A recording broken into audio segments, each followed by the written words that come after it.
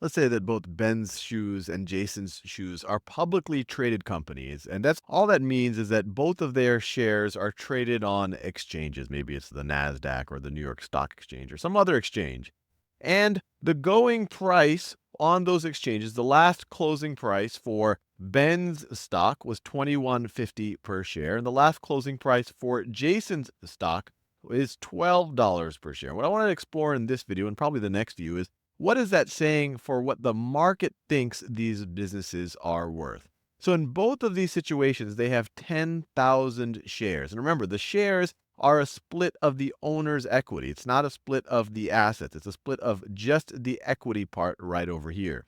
So if shareholders are willing to pay $21.50 per share for Ben's stock, and there are 10,000 shares in Ben's company, so you take $21.50 times, I'll do it this way, times 10,000 times 10,000 shares gives us a market cap. So 2150 times 10,000 gives us 210,000, 200, actually 215,000 $215,000. And what this says is, look, if each of those 10,000 slices of the equity is worth 2150, then the entire equity portion is going to be, the market is valuing it at $215,000.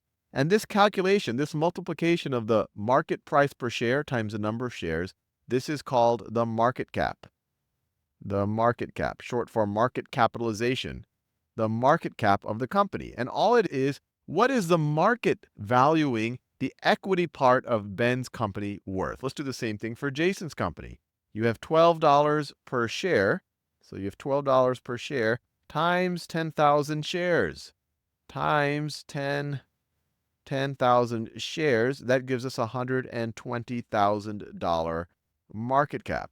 So the market is telling us that even though on the books, Ben's equity, based on how he valued his assets and his liabilities, is $135,000. The market is actually valuing this at $215,000. And in the next video, we'll think about what that means for how the market is actually valuing the business.